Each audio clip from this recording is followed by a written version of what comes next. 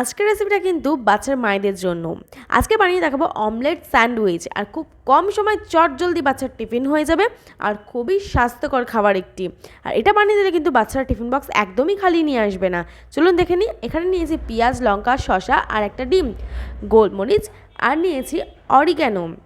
আর কী কী sauce নিয়েছি সেটাও দেখিয়ে দিই। এখানে আছে sandwich spread, pizza pasta sauce, আর আছে মায়োনিজ। আমি এখানে এগলেস মায়োনিজ নিয়েছি। তারপরে আছে বাটার আর রয়েছে চিজ। এরপর পেঁয়াজ, শসা, লঙ্কাকে কুচি করে কেটে নিয়েছি। তারপর এখানে দিয়েছি স্যান্ডউইচ স্প্রেড আর দিয়েছি মায়োনিজ। ভালো করে এটাকে মিক্স করে নিয়েছি। আর অল্প দিয়েছিলাম আমি ব্ল্যাক সল্ট। ভালো করে এটাকে মিক্স করে নিতে হবে। নিয়ে একটু 2 মিনিট রেখে দিন। তারপর আমরা যেটা করব সেটা চলুন দেখিয়ে দিই। তার আগে একটা জিনিস বলে দিই, আপনারা যদি স্যান্ডউইচ স্প্রেড না পান তাহলে কিন্তু শুধু আপনারা মায়োনিজ ইউজ করতে পারেন। আচ্ছা, এখানে আমি একটা প্যানের মধ্যে অল্প একটুখানি তেল দিয়ে আমরা পোচ বানিয়ে নেব। আচ্ছা, আমরা এগ স্যান্ডউইচ তো সকলেই খেয়েছি, এবার এগ বয়েল করতেও অনেকটা টাইম লেগে যায়। তাই জন্য যদি ঘরে অমলেট থাকে বা যদি ডিম থাকে তাহলে একটা পোচ বানিয়ে নিন। সেটা বানাতে হার্ডলি 2 থেকে 3 মিনিট সময় লাগবে। তাই ঝটফট হয়ে যাবে। এই স্যান্ডউইচটা বানাতে হার্ডলি আপনার 4 মিনিট লাগবে। আর এই স্যান্ডউইচটা কিন্তু হরপ করে বলতে পারি শুধু বাচ্চারাই নয়, বড়রাও কিন্তু খুবই পছন্দ করবে। আর এই এগ স্যান্ডউইচ কিন্তু দোকান থেকে কিনতে গেলে 80 থেকে 90 টাকার কাছাকাছি পড়েই যায়। আর এটা যদি আমি ঘরে বানিয়ে ফেলি তাহলে খুবই স্বাস্থ্যকরও হয় আর খেতে ভীষণ টেস্টি হয়। একবার অবশ্যই বানিয়ে দেখুন। এটা বানাতেও একদমই কম সময়ের মধ্যে খুব তাড়াতাড়ি হয়ে যায় আর বাচ্চারা খুবই পছন্দ করবে এই অমলেট স্যান্ডউইচটা।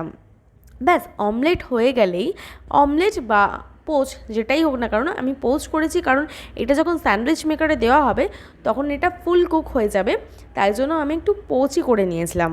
আমার পোচটা রেডি হতে হতে আপনারা ঝটপট লাইক করে দিন, চ্যানেলটাকে অবশ্যই সাবস্ক্রাইব করে রাখুন। এবার পোচ বানানো কমপ্লিট হয়ে গেছে। এবার এখানে আমি নিয়ে নিয়েছি ব্রাউন ব্রেড। আমি একটাই বানাচ্ছি, একটা স্যান্ডউইচ, সেই হিসাবে আমি শসাটাকে নিয়েছিলাম। আমার পুরো শসাটা লাগেনি, আপনারা সেটা বুঝে ইউজ করবেন। এখানে বাটারটাকে আমি লাগিয়ে নিচ্ছি, একদম বোথ সাইড লাগিয়ে নেব ভালো করে। আর বাচ্চারা তো বাটার খেতে ভীষণই ভালোবাসে, তাই বাটারটাকে ভালো করে লাগিয়ে নিয়ে আমাদের দিতে হবে হচ্ছে সসটা। আমরা এখানে ইউজ করব হচ্ছে পিৎজা পাস্তা সস আর মায়োনিজটা। যেহেতু আমরা স্যান্ডউইচ স্প্রেডটা ওর মধ্যে মিশিয়ে দিয়েছিলাম শসার পেঁয়াজের মধ্যে, তাই আর দরকার নেই। আপনারা চাইলে কিন্তু এর মধ্যে অ্যাড করতে পারেন একসাথে, খেতে ভালোই লাগবে। তাই আমি এখানে দিয়ে দিলাম পিৎজা পাস্তা সস আর দিয়ে দিচ্ছি মায়োনিজটা।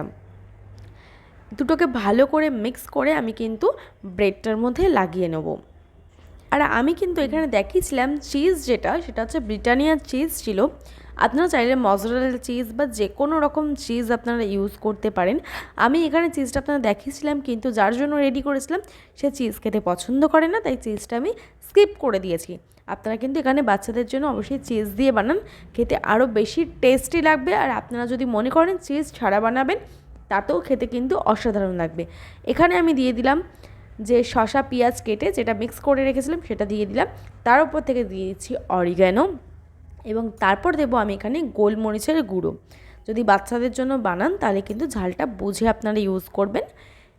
হয়ে যাওয়ার পর এখানে দিয়ে দিলাম অল্প করে, আপনারা কিন্তু ব্ল্যাক সল্ট উপর থেকে একটু ছড়াতে পারেন, নুনটা বুঝে আপনারা দেবেন। আচ্ছা, তার উপরে আমি দিয়ে দিচ্ছি এই পোচটা। আপনারা চিজটা কিন্তু এর ওপর থেকে ইউজ করবেন, করে আপনারা কিন্তু স্যান্ডউইচটাকে গ্রিল করতে বসিয়ে দেবেন।